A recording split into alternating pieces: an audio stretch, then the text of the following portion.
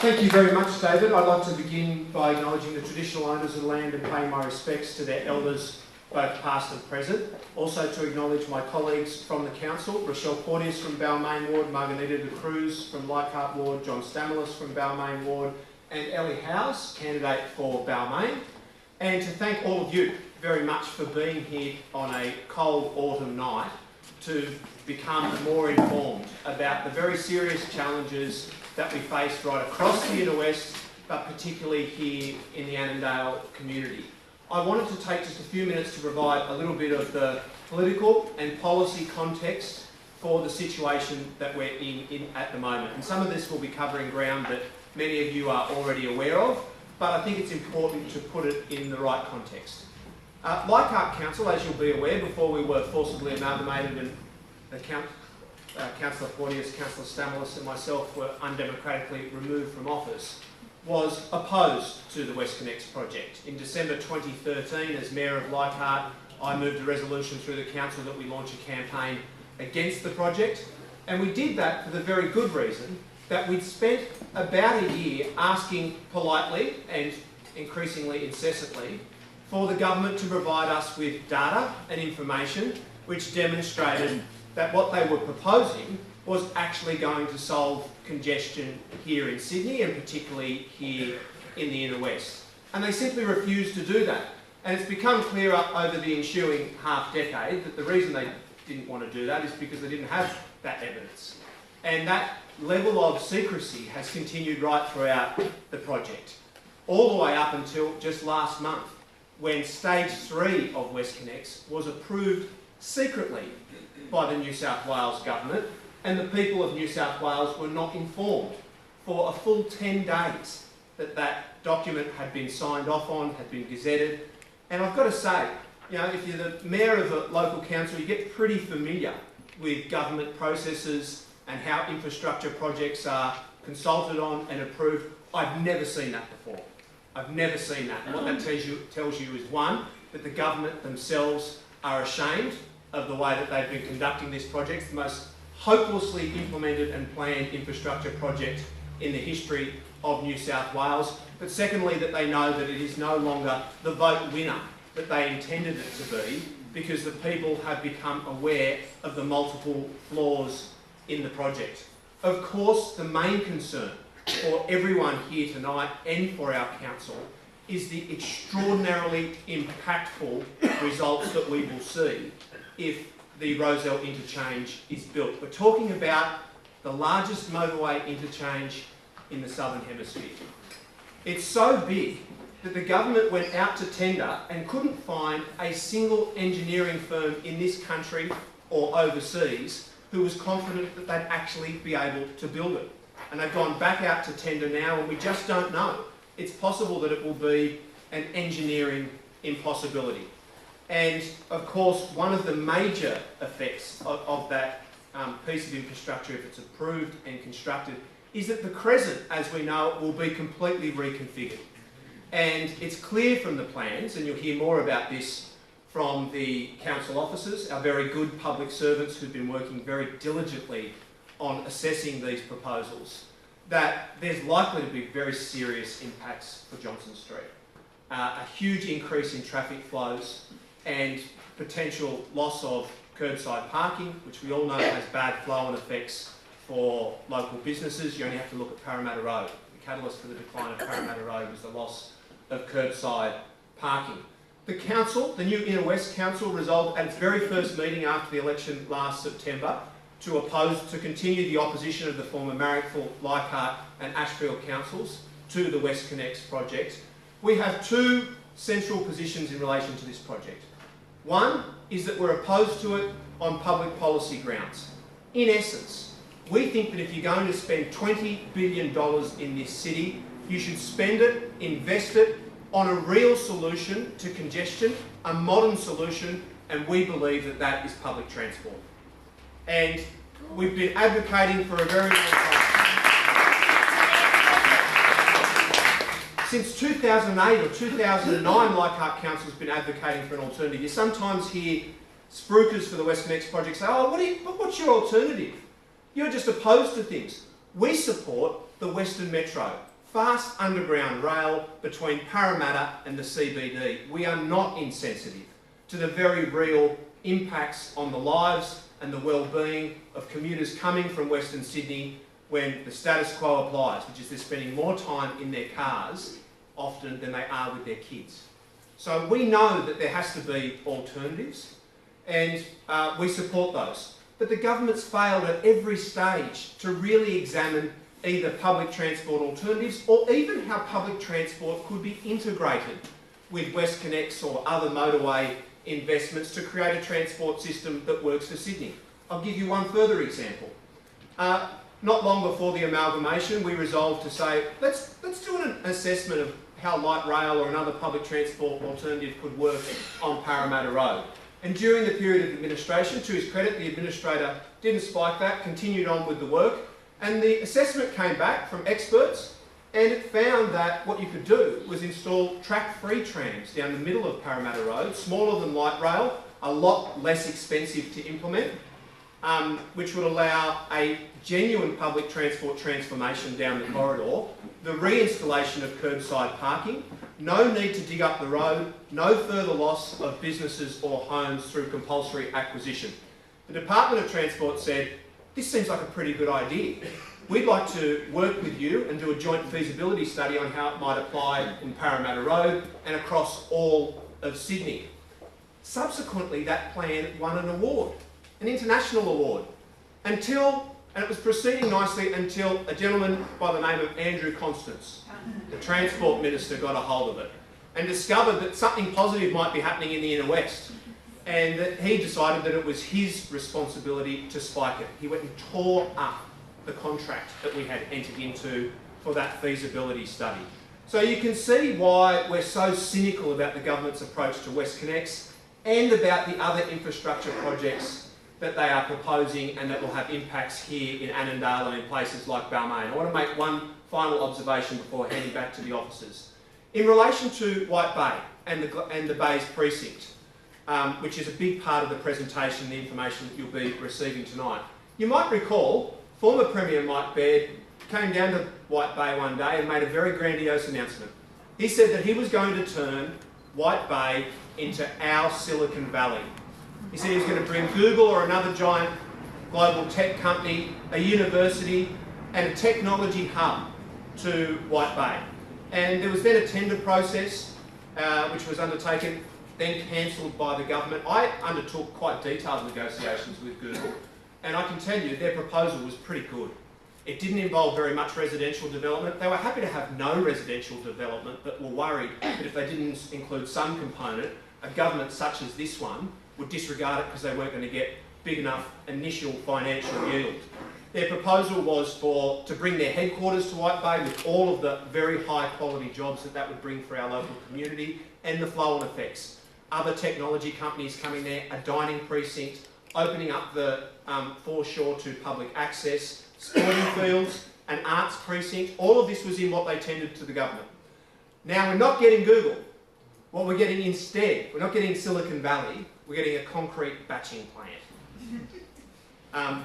And better yet, we're getting a stabling yards for WestConnex, where thousands and thousands of trucks will be held in abeyance before they come onto our local roads, creating safety and environmental dangers for all of us.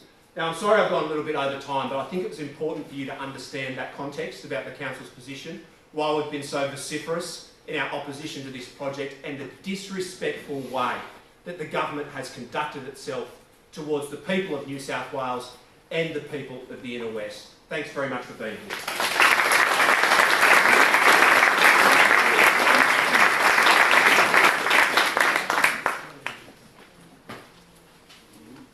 Thanks very much. So now I'm going to take you through a presentation. There's probably about 20 or so slides here. I'm afraid there's a lot of things to talk about because we've got a lot of proposals. We started off with WestConnex, but all sorts of other things have been coming along, as you've heard of late. And I know many of you will have received leaflets in your letterboxes about the many proposals that we have received from the government. So a number of these maps, again, we'll make the presentation available on our website. I'm conscious some of them will be a little bit detailed, but this is a basic summary which you'll have seen in the leaflet that's come through for you, which I guess summarises what we're looking at in this area. The pink dots represent various civil sites, they're construction sites for the West Connects project, and they range around. We can see down here, this is the Piedmont Bridge Road site, which is a tunnel site, which they're going to dive into the ground there to look at joining up the different ends of the West Connects tunnel, which I'll show you in another slide in a moment. Obviously there's the sites around Balmain Leagues Club, Iron Cove, you know, at the Darley Road site, in Leichhardt, and as the Mayor was just talking about, we've got a number of proposals in White Bay, relocating the concrete batching plants to Glebe Island, and indeed there's also a proposal for a storage facility there, which I'll talk to you about as well. These maps will all be available with the presentation on the website. There is a lot of detail. Council's established a team primarily to deal with the West Connects project, but our team will be available to take telephone calls and talk to you about issues as you see them if they come to your mind later on in the week and beyond. So just reiterating really the position which the Mayor's explained, we are opposed to the Inner West motorways. That's a constant position the Council's been taking. We prefer public transport solutions, and we're certainly opposed to all of the dive sites, some of which I just showed you on the map, and we'll come in particular to the one in Annandale soon. We're opposed to all the construction traffic that comes from them, of course. There's going to be a lot of traffic going up and down Johnston Street, and again I'll come to some detail on that. The overuse of White Bay, and I guess overall, the sheer weight of proposals that we're getting, the cumulative impact of a number of government infrastructure proposals. We often find, my team assesses each one, and we put some up to Council quite recently, looking at the impacts of each proposal. But of course, if you put them all together, the cumulative impact is enormous, and quite often that's missed. Government likes to isolate each proposal, take it as it comes, and says, well, the impact of this one will only be so much. But as you'll see later on, as I'm sure you've gathered, there will be a very large cumulative impact, because we're going to live with a lot of these all at the same time. This is a brief summary of West Connects. The green line is stage 1, coming in from the west through the Harbour field, due to open sometime next year.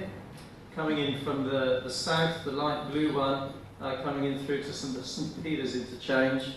I might be able to highlight some of these on here. So that's around here. I don't know if you can all see it, but the general gist of it is stages 1 and 2 will be joined up by stage 3, which is the dark blue tunnel coming from the Haberfield construction site, underground, all the way around in an arc down to St Peter's. And that's the massive interchange that you'll be familiar with that's happening down at the bottom of King Street. But of course, they're not just joining those up with a tunnel. The idea is all these spurs here, we call it stages. 3A is the tunnel, 3B is the interchange. And that's the interchange under Roselle. And that's popping up here, going up to Iron Cove, coming up onto the Anzac Bridge. And of course, they're also building in a spur on something else we'll talk about shortly, which is the Western Harbour Tunnel, or I guess some people call it as the stage through to North Connects. The next stage going underneath the harbour and up to the North Shore. So, a little more detail, stage 3 of West Connect. So it was approved last month. We're keen to ensure that, okay, if we're going to have to live with it, we need to get the best outcomes we have for the community. That, it would seem, is going to have to live with the impacts of those constructions. We've learned a lot from stages 1 and 2. We've been working really as an advocate for the community. We engage with the contractors, but also the Environmental Protection Agency, Roads and Maritime Services, and others to try to negotiate to ensure the wealth of conditions and all sorts of requirements that come down when these projects are approved are fulfilled. And when the project carries out implementation over years, that they actually behave and we get the best outcomes we can. It's a constant battle, but I guess at least the unit's getting better at it. We're learning a lot as we go along. And I guess our main concerns for stage 3 are those that we've seen in stages 1 and 2. It's the operational work, but primarily to start with, it's the construction to build the thing. Once we've done that, of course, once they've done that rather, we're going to have to deal with the operational impacts. And then there's, of course, the compulsory acquisitions, which I'm sure you'll all know a lot about, which we'll touch on. That's already taken place for stage 3. And the potential for cracking. If you build a tunnel under a large area, it causes great concerns for the community. I mean, everybody would be concerned to see a line which shows a tunnel potentially going under where they live, particularly when it's a very sketchy arc and no one's quite sure exactly where it's going to be. Council's already made a resolution of late to help the community deal with some dilapidations reporting around that, which we can give you more information on. But I guess the final point there is, yes, that there will be multiple construction sites, and not least of late, that has come out in the approval, there's going to be strong use of White Bay for truck marshalling, and the implications for that lead to traffic coming up and down the street just outside where we're sitting. But I'll talk a little bit about this site. This is the dive site on Piermont Bridge Road. It's this triangle by Piermont Bridge Road and Parramatta Road and Mallet Street. And essentially what that is, you can see from the map, this arc is where the tunnel is going to be going underground. The way it works is, rather than build from each end of the tunnel, they want a dive site roughly in the middle of the arc, so they can go underground there and tunnel out towards Haverfield and to St Peters to make the project go quicker. Of course, all that means essentially is we're putting a tunnel right in the middle of the Parramatta Road, right in the middle of all the traffic and everything else that goes on along there. This is a map of it in more detail, and I appreciate that's a pretty complex drawing. I'll talk about it in general, but the essence of it is that triangle will largely be cleared to create a dive site. If you go along to up near Bunnings, where the Haverfield works have been going on, there's a very large shed on the intersection there on the Parramatta Road. They'd be building a similar shed here, which is where traffic would go in, and basically they would be looking at the dive to dig underground in this area.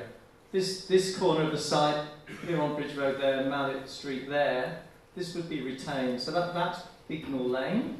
Bignell Lane would stay, and this would stay here. The service station and the brewery in here would also stay.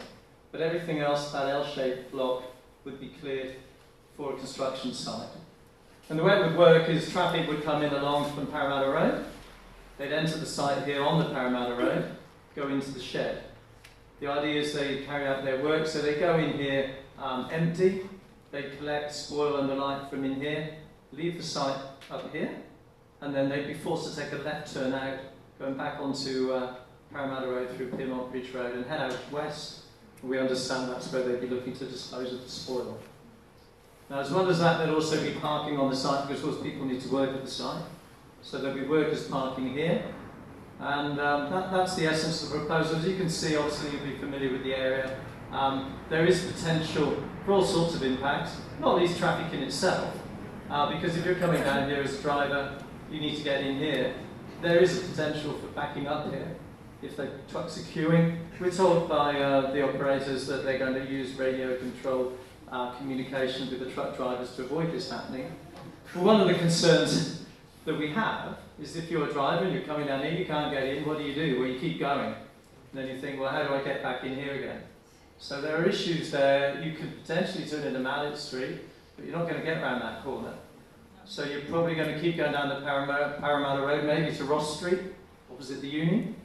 But the essence of it is there are great concerns here, which we've pointed out and we continue to be worried about as to how that's going to operate. So I guess part of the process will be we would be advocating to ensure that they do carry out the operations in as good a way as they can. So I guess that's the essence of the dive site. The implications, of course, of the dive site, the trucks are going to be going to and from it from somewhere. And I guess that's where Johnson Street issue comes in. So the dive site's down here now on Parramatta Road, and the green line shows the trucks. They're creating a stabling yard. I'll show another map in a moment. There'll be a stabling yard behind the White Bay Power Station at White Bay, where they can hold trucks over, because operations would be from 7 in the morning till 6 in the evening. But that's operations on the site. There's no controls over the hours that the trucks would operate. It's quite likely, and indeed they've created a stabling station, for trucks to come here possibly earlier in the morning at some stage, and then they would move from White Bay, obviously down James Craig Road and so on around the Crescent, down Johnson Street to the site. As I said before, once they've carried out their works on the site, assuming they can get into it, they're going to head back out, and we understand it, they'd be heading west. So that's the general operational issue, and as you can see, of course, the great concerns. For Johnson Street and the Crescent, our estimates from the data we've got is looking at up to 7 trucks an hour during the week, and Saturday mornings when they'd be operating. 7 per hour. Sorry, 7 per hour. We wish. Well, you know, that's not a restriction, that's an estimate of how they'll operate. Clearly they'll be trying to operate and get it done as quickly as they can. So some of the issues around that, I guess I've spoken about some of them, but the construction activities, there are residential areas near the Bridge Street site. There's also a school just across the Parramatta Road and businesses all around. I guess I've talked a little bit about Johnson Street, and that's clearly their principal access road to that Pyrmont Bridge Road site. Talked a little bit about the trucks coming and going, and that difficulty in where they go if they can't get in. And I suppose also there's the issue about what happens to the site afterwards. I mean, ultimately, they will leave that site, fill it in, and no doubt there'll be a proposal for a new development on the site. I mean, it is allocated for commercial development in the Parramatta Road Urban Transformation Study. The general concept is what we call a biohub. You're looking at sort of high-tech commercial floor space, see something connected with the hospital and the university. How long is that expected to go on for? Looking at construction potentially for about 5 years to 2023. I guess they rarely go quicker than they announce. Remains to be seen. So that's the sort of timing that's being talked about. Yeah, so I'm happy to take questions at the end and deal with them as we go along, but I'll just keep going. So that's the Bridge Street site. This is the Roselle Interchange. Apologies for the very complicated drawings, but if you try to build an interchange like that underneath the ground, this is the sort of stuff you get. This is the interchange at the Roselle, in Roselle. Essentially, you've got 4 construction sites. The map comes from the project's own sources. But essentially, we've got a construction site up at Iron Cove, where you go underground there, coming down Victoria Road. All this is underground. There's another site over here on Victoria Road, where you're coming out here, going over the Anzac Bridge. I'll show you another map in a moment. Again, there's exit points here, number 5. The City West Link is down here. And of course, there's the Crescent, where we've got another, we've actually got a construction site just between the water and the Crescent at the moment. That's a smaller one proposed. What it also does, of course, and I'll go to the next slide, is, well, in fact, I'll come back to that, but I'm afraid obviously there are impacts on things like Burrowan Park, which will be no more. This is the stabling site, which I had on the other slide before, where the trucks and indeed workers' cars can be parked down at White Bay. So that's the power station. There's White Bay there. This is Glebe Island up here. So you've got a parking area there, and the traffic will go along here, down to, again, James Craig Road, and out onto the City West Link here. This area in the bottom, I'll come to in another slide in a moment, is essentially the Roselle Rail Yards construction site. So what we end up with at Roselle Rail Yards is a very complicated construction site. Some of the key details are here. This is the Crescent, that's Burrowan Park. I'm afraid it's lost to the project. You can see the traffic will come along here to City West. Number of things here. So this darker ones here are the new road. So that would be an exit, effectively where these tunnels would be coming down here, pop out and join the City West here.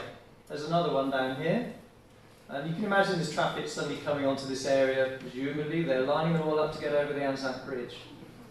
I think we all know we have enough trouble doing that in the mornings as it is. So there's another exit point here. So I mean, we've advocated that essentially we're bringing traffic into a traffic jam. Probably speaks for itself. If you're coming through the tunnels here, you're kind of suddenly popping out, you've got to find your way from there to get up here to go to the city. I can't see that being a particularly easy thing to do. But yeah, just in terms of the local impact, so Burrowan is gone here. I'll come to details around smoke stacks, or rather the ventilation shafts, shortly. So I guess this is a more detailed one. What we have here is that interchange I'm talking about. So City West Link is going along here, the Crescent's here at the moment, and this is Borough Park. These are the new portals coming up here, so the tunnels come out here. You've got the green areas here are some of the new spaces which ultimately they say will be left over and remediated to provide us with new recreational facilities. We'll talk about that a little bit more. I mean, ultimately the way the process goes, and people in Harbour in particular are familiar, they have a landscape plan which ultimately will be prepared and negotiated, showing how they'll remediate the land and lay it out for the future. Remains to be seen exactly how that works. We know there are, for instance, a lot of levels changes in there, and clearly it won't just be going away. And in fact, one of the details in there shows how all these proposals are joined up. You probably can't read that, but that says proposed construction site or work site for the Western Harbour Tunnel. So we might get 5 years of this, but when that's done, and I haven't done the Western Harbour Tunnel yet, but they'll still be looking at building that. So I'm afraid these projects are going to be with us potentially for a very long time. So that's the essence of the works around in particular the bottom end of Johnson Street over here and the Crescent. So that, sorry, just go back Yeah, on that. That's sure. widening. So can you actually elaborate? That's actually widening the Crescent from 2 lanes to creating a whole new motorway. Well, that's right. Yeah, this becomes the way in, well, as it is now, but albeit they'll be widened out. I mean, the orange ones here are overpasses for pedestrians. Well, this becomes, I mean, you can't, it's not easy to cross now, but you can do it at level. You're not going to do that anymore. The only way to cross this, and from a safety perspective, this is what you want to do anyway, of course, is to have a bridge and the like. So these details ought to be resolved, but that's the essence of it. It becomes effectively a massive crossroads. That's City West alignment now. This is the Crescent, and this is the fourth part of the crossroad, all the tunnels coming out. The Crescent's to have 5 lanes, isn't it? Do you know what that configuration will be? We've got about 5 lanes here. There's only 4 at the moment, but Yeah. I've read in the EIS it's to become 5. Yeah, I mean, there's 3 there on that side and 2 on the other side. The idea to run 2 up Johnson Street? No, I don't think we've got any. It's 2 and 2 now. Yeah, I mean, there are no proposals for Johnson Street, as far as I'm aware. No, the Crescent's 5 will become 5 lanes, not 4. That's right. I'm just wondering where Well, I guess this is the issue. I mean, we're bringing traffic into an area, but it doesn't stay there, it goes somewhere else. So it might filter out, but you need the capacity to do that, or you get bottlenecks. I understand all that. Just Yeah, wondering yeah, how you 5 did right. lanes will run. Yeah. This is the Iron Cove portal, just up near the Iron Cove Bridge. Sorry, did you Yeah. just go back, because you didn't actually talk about what was happening on that previous one where there's the construction stuff at the intersection of Railway Parade and Whites Creek? Go back previous. Yeah. So see down there, that square, which is Brennan Street and Railway Parade. Yeah. What's happening down there? What in here? No, down the bottom. Oh, down there. here? Yeah. Well, yeah, I mean, these are detailed maps that they've started to sketch out. That's heavy vehicle access, signalled interchange. I mean, this is just, in a sense, they're the works areas. They're just trying to map out how they're going to get their vehicles around. There will need to be, as part of the approval, more detailed construction plans on how they're going to move around the sites. I mean, we found, particularly at Haberfield and St Peters, I mean, my team are working with the project and really with Department of Planning and RMS on a weekly basis to see how are they going to move things around. I mean, they'll change the traffic flows on certain local streets. They'll move cars away just so that they can get in and out and around to do the construction works. We haven't reached that level of detail yet here, but there will be impacts, undoubtedly. So up at Roselle itself, near Iron Cove, the simplest way of describing this one, and I appreciate again it's a complicated map, if you go and travel down to Bunnings, out along the City West, and you can see obviously things have progressed a lot now. When you go in that direction, you'll find the road now parts, and you go either side of a big portal, big tunnel. Well, basically, there's another one coming here. You were coming along the Iron Cove, along Victoria Road over Iron Cove Bridge. This area here is where you go underground. This is the underground alignment of the roads, the tunnels. So, of course, Victoria Road itself has to continue. So you could be going on the left-hand side, I suppose, going into the city up there. But of course, there's no room on the other side. So of course, what's happened is from Springside Street here, all the way down to Burn Street, all that's been acquired. So all the buildings from Liquorland, basically, downwards, they're all going to be cleared to widen it out so that we can get another carriageway for Victoria Road to go the other side of the port. So that's the kind of scale of development you're looking at. And I think, as I said, Applefield is probably not a bad comparator if you want to try and visualise it. But, you know, there are details like this. They want to use Moody Street as a sort of a construction, a space where they keep trucks at. No permanent changes, as they note on there, to it. But this is, again, how do they keep their construction vehicles around? How can we move materials? How do we operate in an area whilst they're trying to build a road? I'm afraid the good people of Haverfield can tell us some stories about that. They've had to live with it, as indeed St Peter's. So, I'll come to the ventilation stacks in a minute, but there's a ventilation stack just here, near the apartment buildings at Terry Street. But then the main tunnel, the entrance or exit, depending on which direction you're going, is just around here.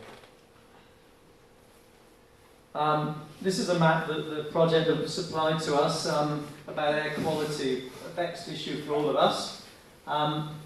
They assert from this that the green is where things will improve, and the purple is where it will be worse. This is at the surface level. So this is the estimation of the pollution at surface level. The vent stacks are the red spots here. So that's Iron Cove. That's down at Roselle Rail Yards. And of course what they don't talk about is the pollution where they come out of the vent stacks.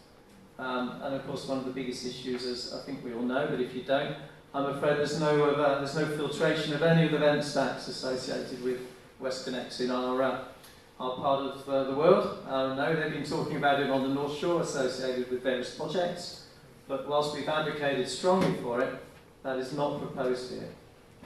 What is proposed are these stacks. This is the one down at the Roselle Rail Yards. So you've got 3 stacks here, 35 metres tall. Could say it's about the equivalent of around 10 to 12-storey building.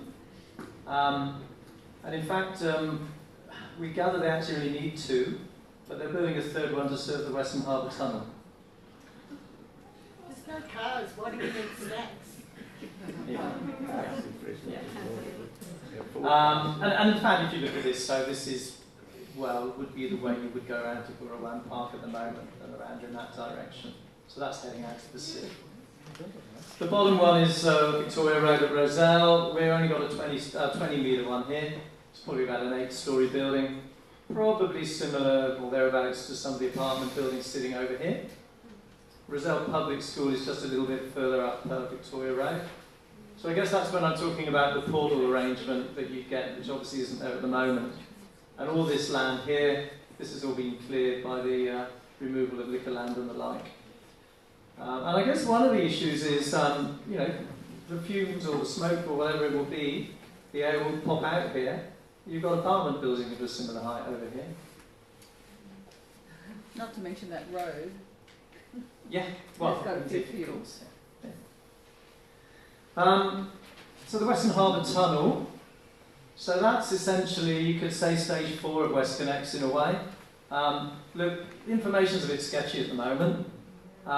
This is a map which has come from a leaflet which I think you might have had put through your letterbox by RMS. Essentially, they're at a concept design stage, or at least they're preparing one. So the way it works is, we don't really have any detailed drawings to show you at the moment. We understand the government will produce a drawing, a set of material, I'm not sure what it'll look like, but that'll be a concept design, potentially sometime in July. They don't have to do that, that's not a statutory part of the process, but it's what they've done before. If they do, obviously, we'll make sure we share it as quickly as we can, and I'm sure we'll be looking to engage with you all to consult on it so that we can respond on everybody's behalf. But of course, we certainly encourage everybody to make their own steps to do that. But where it will lead to, we understand, is an environmental impact statement. So there's a lady back at the back. Did you have a question? Yes. Now I'm reading from page 35 of the judgment in the Desane case. It says here, the true reason that Eastern Park was not acquired was due to a fault in the area below ground, which resulted in Eastern Park not being suitable for dive, cut and cover. Now, that's a geological fault. Geological faults aren't just confined to the boundaries of Eastern Park. Take the San Andreas Fault, which goes right down California with branches everywhere. My question is this. Has anyone bothered to see if this fault extends down into the Roselle Road Arch, and are there any branches of it around anywhere? Because if there is, it stands silly to build this sort of thing over a geological fault. Well, I'm going to have to defer to my team on the detail, but in our submission, and we made a 300-page submission on opposing this on all fronts, obviously there are major concerns. I mean, in fact, as the Mayor talked about, can you build it at all? They went out to tender once and they didn't get any success. We know they announced recently a couple of consortia are interested, but the risks associated with building this thing are enormous, and I'm sure that will be aligned with the price that the proponents put to government on. Well, the thing is has anyone, including the government, gone to the geology departments of New South Wales and Sydney University to ask them, could they please do a survey of it before they damn well start it? Yeah, I may come back to the details at the end, because I can say we're going to go off. I've still got about 3 projects to go through, and I'm happy to come back to that towards the end. If I just keep going. So, for the Western Harbour Tunnel, we're looking at a tunnel going out through the Balmain Peninsula, obviously coming off the Roselle Interchange, which is down here. So I guess it sets the context, going off into the North Shore, and so on. The implications for us, of course, are the dive sites, and in this case there's a dive site proposed at the former Balmain Leagues Club, which I'm sure you've probably heard about, just up the road from the portal site, which we were looking at just now in the mock-up. There's the site, obviously, at the Roselle Rail Yards, as I mentioned, so they would use Roselle Rail Yards as a construction site even if the WestConnex Stage 3 is done. So we've got 5 years of Stage 3, but Western Harbour Tunnel will follow. Obviously, there'll be a number of actions around the foreshore. There's been various discussions and documents potentially leaked, as I understand it, which have been referred to in the press about how they may or may not construct the tunnel. But there is talk, obviously, of a tunnel going out from the end of Louisa Road in Birch Grove at Eurobin Point, and then is that to be constructed underground, or fully under the harbour bed, or are they going to construct prefabricated sections and drop them into perhaps a trench that they dig in the harbour there? Now, of course, we're very worried, as I'm sure you would be, anybody would be, about contamination. I mean, a lot of that harbour bed around there has got all sorts of potential contaminants in it. If you disturb that, there are massive implications, potentially. There has been talk of the material being brought out, dredged out by boat, taken over to White Bay, which we'll come to in a moment. But one way or another, the disturbance potential is enormous. We've advocated to ensure that there isn't any, for instance, ventilation stacks for Birch Grove Oval, or indeed really any major activities and construction activities going through the Balmain Peninsula. We'll continue to look at that hard. I'm sure the local community will be having strong views about that, and we'll be advocating and working with them. That's the very rough alignment of the tunnel. This is the slide we started with. And essentially you're coming out of the interchange and going up through Birch Grove. We don't know the exact alignment of that, but as with the tunnel for stage 3A, anyone's going to be very concerned when they see a map like that if they live around those areas. just of course as everybody is and continues to be around the Roselle, Liverfield and Annandale area. So White Bay seems to be becoming more and more of a focus at the moment. I mean, it's been hard enough for us, as we know, with the cruise terminal and the impacts on eastbound Main that are already going on, day and night. What's proposed now, and I guess I've spoken a little bit about the traffic stabling areas around here, but this just shows the port activities generally. The activities I'm going to talk about at the moment are really in here on the Glebe Island area in particular.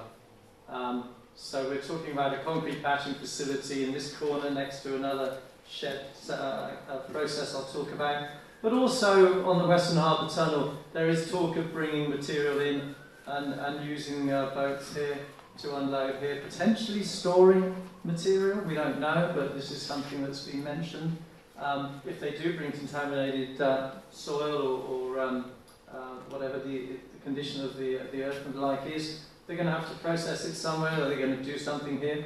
We don't know, but goodness, I think we've had enough of late coming through to White Bay and Glebe Island. This is the site. You're probably familiar with it. Obviously, used to be the old car storage area. We're now looking at a concrete batching plant coming over from the two facilities, one down at Blackwattle Bay and the other next to the fish markets. They both be closed. Obviously, the government's got grand ideas to build apartments and the like down there, so clearly they have to go. They have to go somewhere. Obviously, the city's got a massive need for this stuff. They're looking at a concrete batching plant consolidated in this area, adding more traffic on the James Craig Road and everything else. This would operate 24/7. No particular controls around that. Obviously, that would tend to indicate that the traffic would as well. So that's that particular proposal. I mean, I suppose, the other element is the multi-user facility, which is next to it, the purple building. It's a large shed bringing in effectively construction materials, sand and the like, cement, by boat into Johnson's Bay here. They would unload here, pass all material up into this shed, and then it would be again taken away down James Craig Road and out into Sydney. And the idea of both of these facilities, it serves the construction industry and all the things that are going on in the immediate area. So it's not just for West Connects or within the Western Harbour Tunnel, but just for the construction industry in general.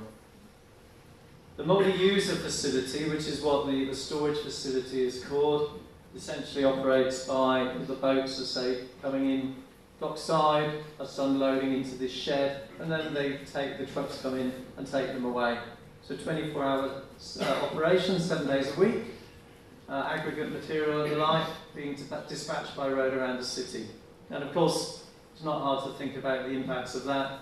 Noise, dust, and of course there would be light. I mean, they're operating 24/7, they'd be lighting out that area, but the traffic is a massive issue, of course.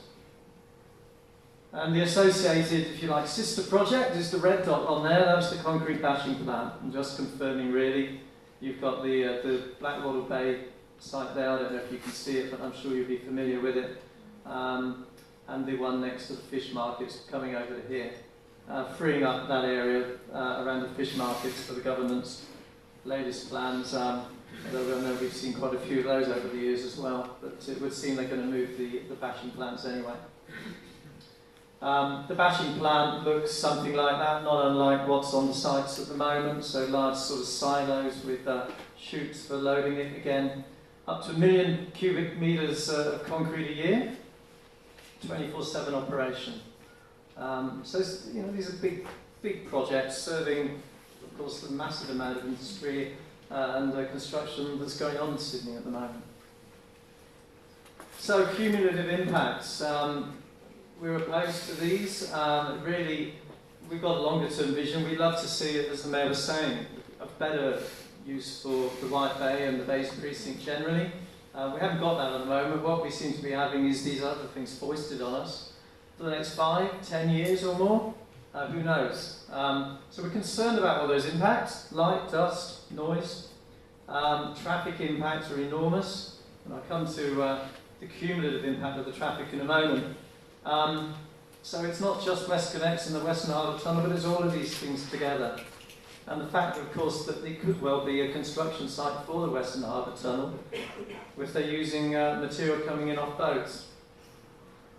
Nearly at the end now, but this is the cumulative traffic impact.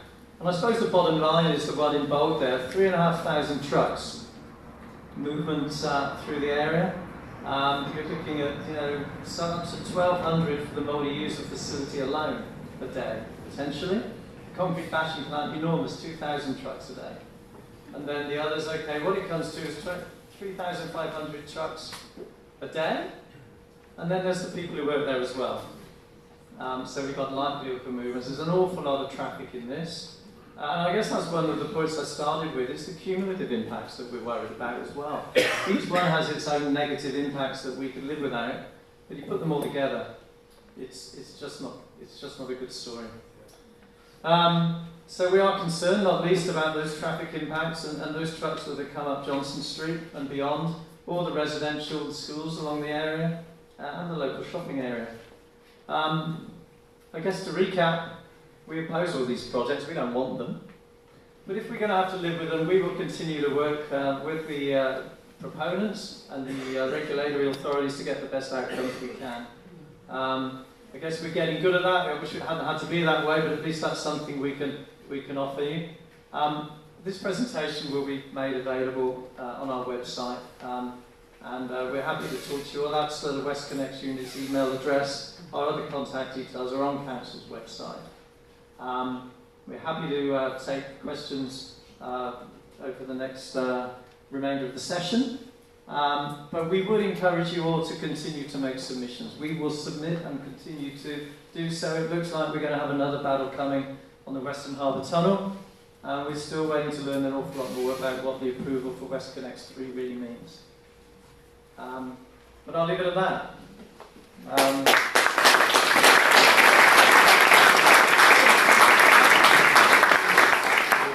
Happy to take questions. We've got a microphone that will move around the room. The mic's over there. Can we have a show of hands for questions? One at the back.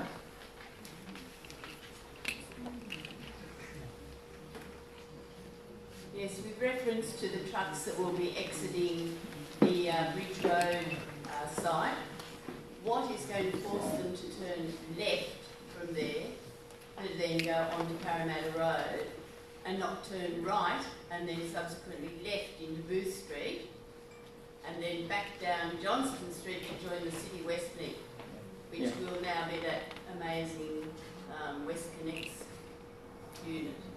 Sure. Look, it's a design issue. They would design the exit so it's just not possible for the trucks to do that. It's a fairly common approach, but you're right, it's a major concern. But that's something that we've been making sure that they do. So and that is the plan. Council will oversee that? Yeah, I mean, our role is really one of advocacy largely. I mean, it's the Department of Planning, the government's planning department is the compliance agency for these approvals. But we've worked with them. We actually have department staff actually spend time in our office now working with us because they're the police for the project. We advocate with them to ensure that they build to plan. And there are a number of conditions on hours of operation and all sorts of other things that, frankly, we scrutinise to make sure that they comply with them. But that's how it generally operates. One over here. Well, the bridge on Booth. Sorry, would you like the microphone, sir? The bridge on Booth Street, that's got a 16-ton limit on it. Yes. So going on what the lady just said, the thing is that, yeah, Johnson Street can be used for all these vehicles. We have no idea where the route that the concrete trucks are going to take. I've been trying to find that out. The concrete truck that's loaded is 46 tons. When it's unloaded, it's 12 tons. So the concrete trucks could go down Johnson Street, do the whole sort of thing that we've just been talking about. Then, when they were unloaded, they would only weigh 12 tons. They would be able to go up Booth Street because that bridge has a limit of 16 tons. Yeah, I would agree. I mean, I've talked to the team about that only this evening. We're trying to control the West Connects traffic, but the concrete bashing plant will be providing trucks for the whole city. And we can look at raising these issues with RMS and the like, but yeah, that is a risk. A very large area of the Roselle rail yard has been a very large area of the Roselle rail yards has been cleared. Do you know what that's about? Yeah, I think a lot of the works initially started associated with the light rail themselves, but clearly they've started work to clear the way. They're getting ready for it. We don't have details of the construction staging at the moment. We understand they'll be looking to start later in the year. That's the gentleman here. I just wanted to ask a question about the... Just like the microphone, sir. Yeah, I wanted to ask a question about the stacks, the filtration. I mean, what I really wanted was probably an unbiased view of why they just don't do it. Wouldn't it just appease everyone if they did it? I know there's this hysteria about it if they don't do it. But what's the feasibility in actually doing it? Surely you would cut 50% from the argument from the local residents away just by doing it. Just by doing it. And has it been done anywhere else?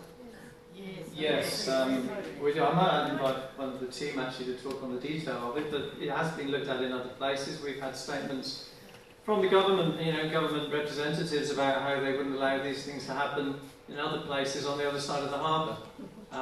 We had a meeting on Saturday, facilitated by Roselle P&C. Obviously, enormous concerns if you've got a stack unfiltered next to a primary school. Why don't they just do it? I guess it's not really a question that I can answer. This is what we've been presented.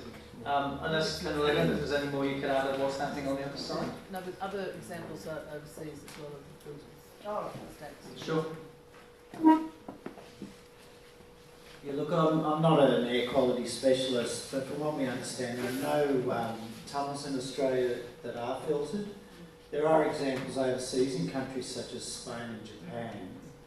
RMS's argument, which we don't agree with, is that it doesn't represent good value for money. They argue that they're concentrating on reducing per vehicle emissions, and they will often cite figures that they have declined over time.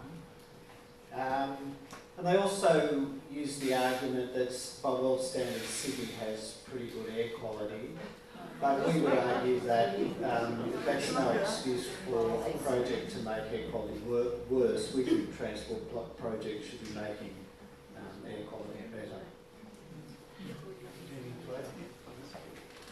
How much does it cost? I mean, how much are we talking?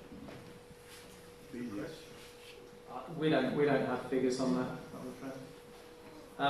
So the gentleman here.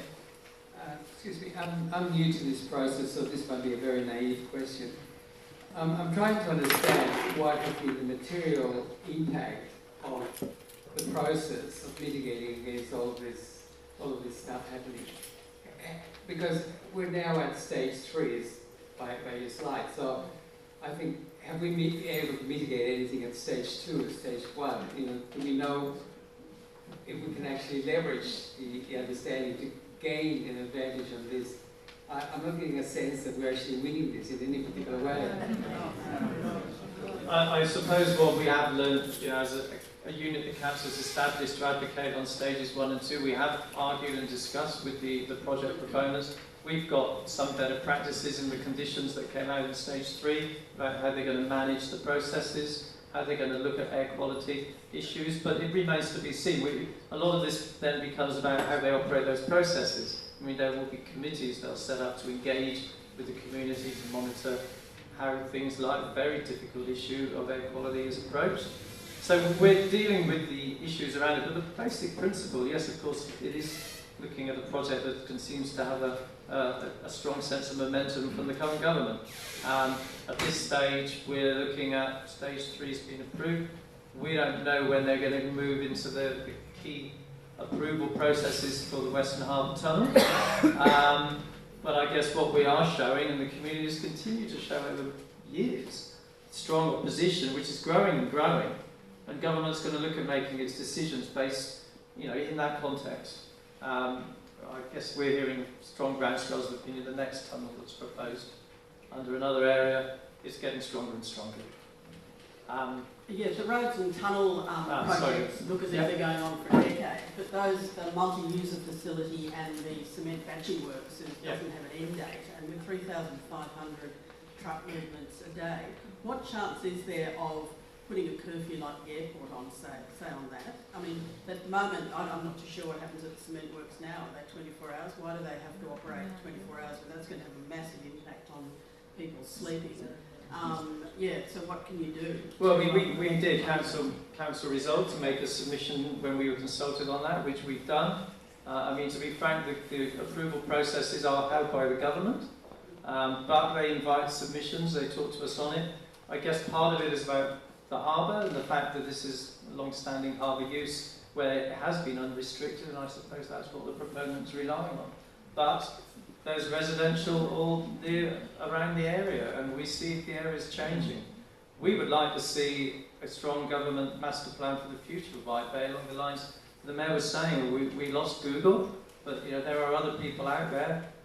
We see this as a major opportunity to do good things for our community, not to present us with these problems. There's a lady at the back there. Can I just have a show of hands to get a sense of how many more questions we've got? So I don't want to keep you here. We've got quite a few, probably about 7 or 8 there. Lady at the back?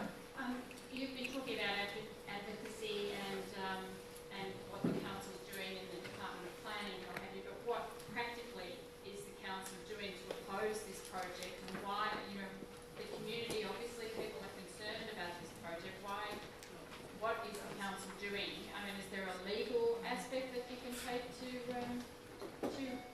fight off this hydra?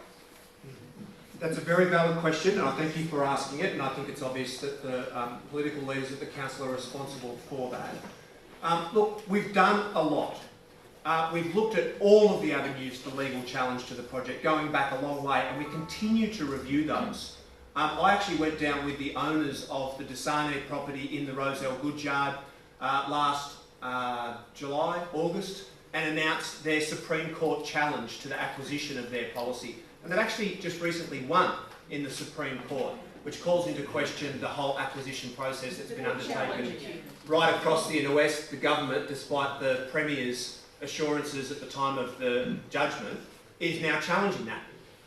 We have dedicated over $2 million to the West Connects unit within council. Mostly that is about trying to provide logistical assistance to residents when they're making complaints, because the responsiveness has been so poor over such a long period of time, and I think the public servants within the West Connects unit at council have done a pretty good job in very difficult circumstances, but we're literally being inundated with complaints from people in Haberfield and St Peters, where you've got the utility companies working round the clock outside people's homes, and we've had terrible, horrific stories continuously about people, older people, people with small children, students being kept up all night. So we continue to make those sorts of representations. We've been involved in multiple different demonstrations. I convened a public meeting at Balmain Town Hall on Saturday afternoon that 400 people came to. We called Gladys Berejiklian's office live during the meeting, and we left a public message for her about the fact that she'd said that she wouldn't allow these sorts of things to happen in her electorate, and we're sick and tired of the inner west being done over as well. The fact is that this government does things in the inner west of Sydney that they would never, ever try on in blue ribbon Liberal electorates. And to be frank with you, it's a perfectly legitimate question that you've asked. To be frank with you, there are limitations to the effectiveness of our advocacy, and if you want to end the war against the inner west, throw the government out next March.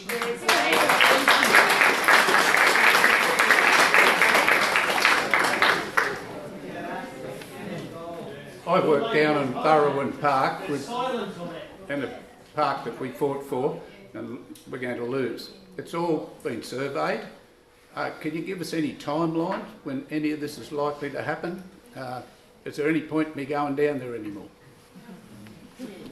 Look, I guess as I said earlier on, we don't have detailed timing for this. The only statements we've had really is they're going to start this year. We don't have details of when and where that's going to be and the timelines for it. But obviously, I guess the clock's ticking. Because there's lots of problems there about the light rail station getting to it, the footpaths are going to go on the Crescent. People need to know. No, appreciate your concerns. I just wondered if you had any update on the criminal charges that are related to the EPA's findings in relation to stage 1 and 2. I just heard that there may be some criminal charges made. Yeah, I don't have anything I could add on that. I don't know if the team have anything they could say.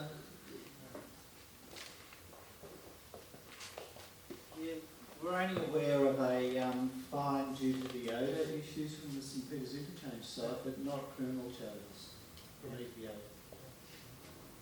Can I ask a question? If Labor was to get in, do you know what their perspective is across all these projects?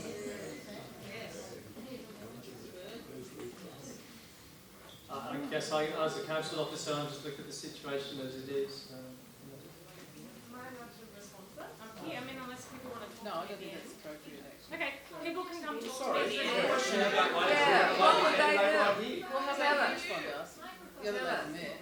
I'm not running I'm for not state a parliament. candidate though, so I'm Well, free to that's respond. my idea. Okay, look, people can talk to me at the end. I'll be standing here for ages. I'm really happy to respond. Okay, I think so. If we can, we've heard that the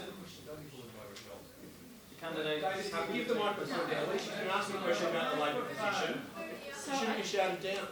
So I just want to say a couple of things. First of all, the last election, sorry, I'm Ellie Howes. I'm Labor's candidate for Balmain for the state election yesterday. The other candidate, look, I saw Jamie before. I actually should, oh, he's at the back. So look, Jamie absolutely, I'm sure, can speak after me. So in 2015, the last election, Labor was opposed to stage 3 and remains opposed to stage 3. We're also really opposed to the Western Harbour Tunnel, and we think $10 billion should not be spent on building it, and we want to build the Western Metro instead. So I can say that as an absolute, thing that next March, if you end up voting for Labor in Balmain and you end up voting Labor in as government, we're not going to be building the Western Harbour Tunnel. We'll be building the Western Metro. I think the challenge is holding the government to account. And I think this is where people are really concerned about the behaviour of the government, the behaviour of private companies being able to do whatever they want. Oh, look, I personally wish none of this had happened. I think we can all agree we don't want to be at this point. The challenge for Labor as a responsible government next March is going to be working out what we can do given there will be multiple contracts signed. Look, I have to say, Jodie Mackay introduced a bill to Parliament earlier this week which was about holding the Sydney Motorway Corporation and the sale of it to account. It's a pretty good bill, and I'd have to say that we need to be totally on board with that.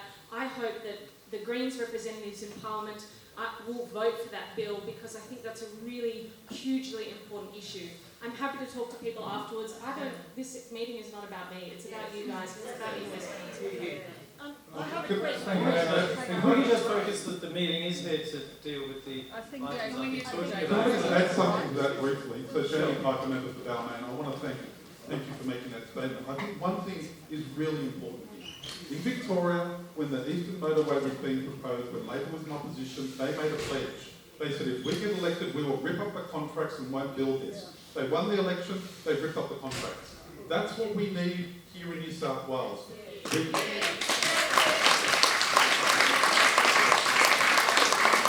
I just want to say I support the bill that the member for Strathfield's introduced, which is about accountability for the Sydney Motorway Corporation. It's not subject to the Freedom of Information Act request, of course it should be, but making a really strong statement now will kill stage 3 dead in its tracks. Yes. And the financiers, the superannuation funds, Australian Super, which is a super fund that's in a joint venture with Transurban to buy this project, and the Spanish consortium backed by a Canadian super fund, they're all looking to see what will happen. So it's really important we send that message. And just to be clear, Luke Foley was interviewed by Andrew Connell from the Daily Telegraph, and he said, we believe there should be a stage 3, which means connecting it from Haberfield to St Peters. We just don't like this stage 3.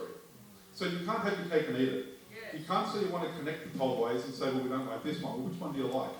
So what we need to just be very clear on here is being positive and supportive of those voices in Labor that are saying the right thing. But unless they commit to rip up the contracts, it's a Clayton's commitment. We're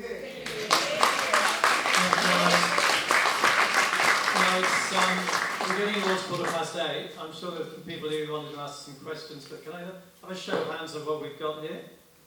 So I've got 1, 2, 3, 4.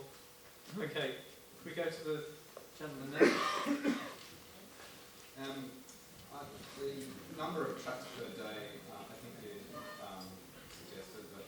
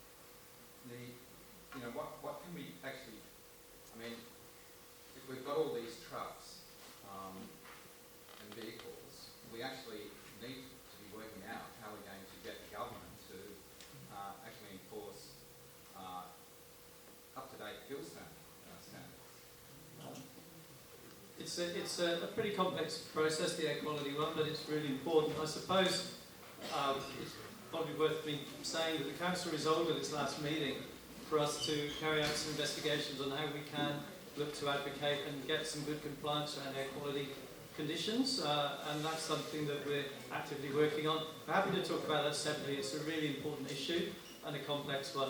On the truck numbers, happy again to talk to you separately. I know the team did have a very close look at the submissions when we made our own statement back.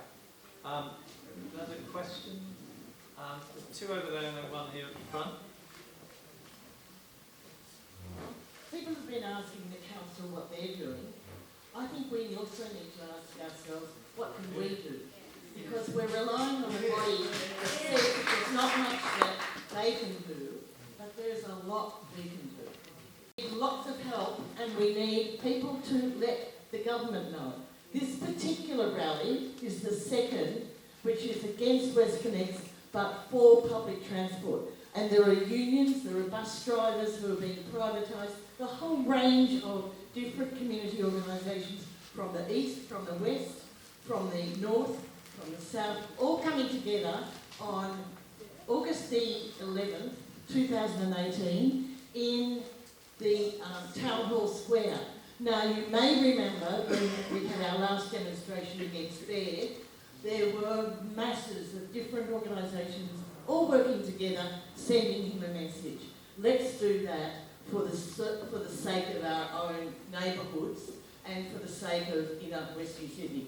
They're on your seat. Please do come and encourage people to come. Thank you very much. I'm conscious now.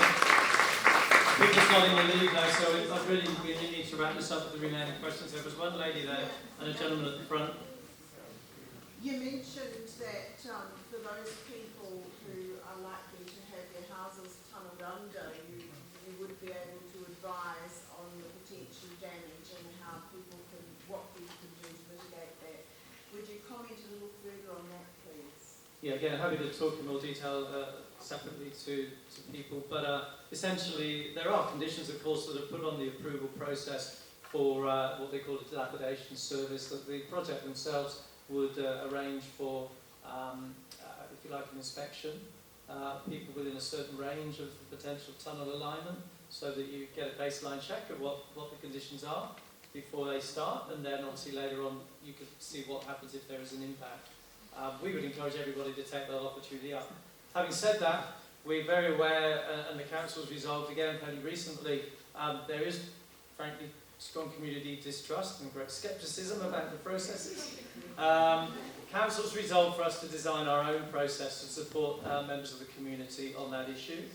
So we're actually working on that at the moment, and there'll be more details available in the not too distant future. So it's an issue Council has acknowledged and is very concerned to support you, because of course it is a great worry, as we fully understand. Thank you, because people are just left alone otherwise. Yeah, no, Council's very concerned to effectively provide a friendly face of support as opposed to trust entirely in the project's own service. There's a gentleman at the front here. Hello. Is there any chance the Roselle Interchange would be too complicated to do? I guess we've spoken about that. Certainly that's a lot of people of that view. Nobody has come up with any details how they're going to do it yet. It's clearly very complicated and expensive and difficult. Could become external, couldn't it? Well, we can speculate on that, but we're very aware it's not an easy one to do. There is a lady at the back here, and then I think we might look to wrap it up. We might have one more. I think we should be allowed to make the point that this council meeting is the result of a campaign by the local anti-WestConnex group, the Annandale No WestConnex group. Many of the members here at the back have been working for years on this. If you want more information, please do sign up. You sign up to get emails about what we're doing, or on Facebook. It's really vital that we get more people in now at this stage. Thank you. Just on the topic of the previous topic about the subsidence, there are 4 maps down the back on the table. If your area or if your house is particularly close to it, it will give you an idea of whether or not it's, you're going to get 10, 15 to 25 mil subsidence. So it's worth a look if you're worried about it. Right. Thank you very much. I'm conscious I know some people are starting to drift away. We're happy to talk with people at the end of the meeting, unless there's anyone who really wanted to speak. We've got two of the councillors at the front here. Councillor Purdy.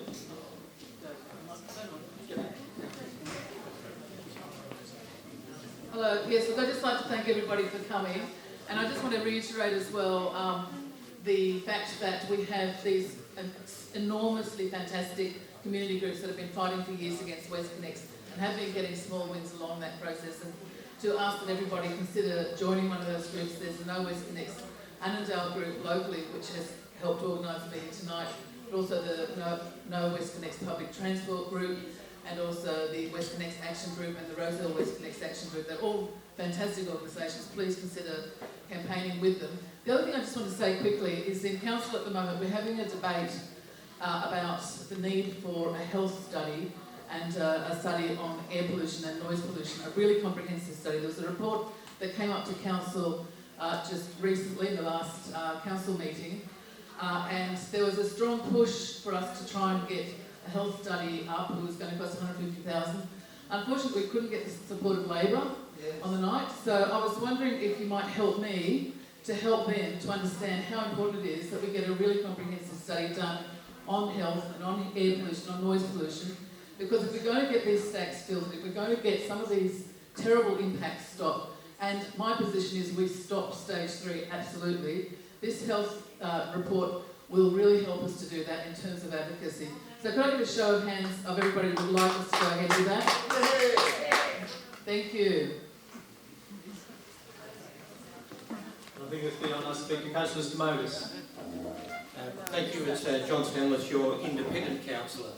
I'd like to refer to a point that our Mayor, Darcy Byrne, made earlier on, and that is we were talking for years about major transformation of the Bays precinct.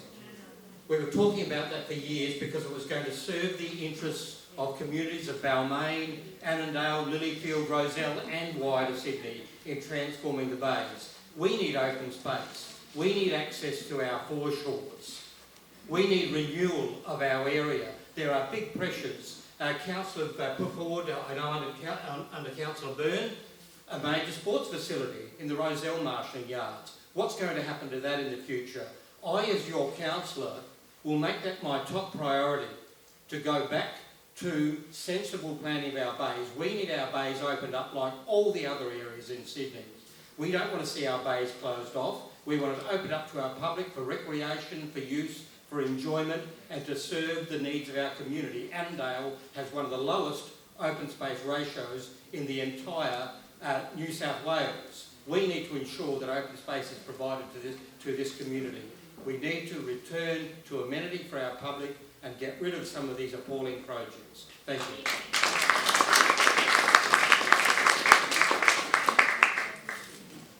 Thank you very much, everyone. I think, sorry, time's running out.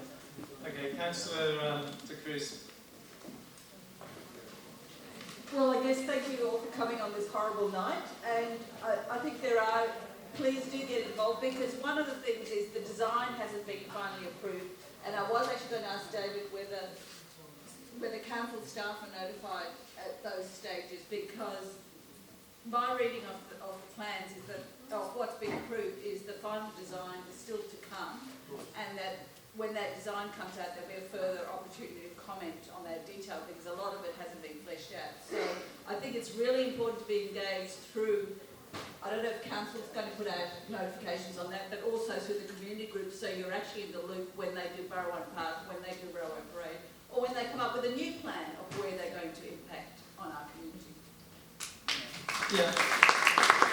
Indeed, I mean, we actually do a weekly report on what's happening at WestConnex. I'm afraid there's always a lot of things going on, constantly posted on our website. Key milestones and key documents, we will engage with the community and we will keep everybody informed. If there are opportunities to respond to documents that are made available under the conditions, yeah, we will be reporting to council, and I'm sure council will be looking to advocate. Again, on behalf of everyone, look, I'll wrap it up there. I mean, say thank you very much to everyone for coming. The presentations will be available on our website. And thank you very much for coming out this evening.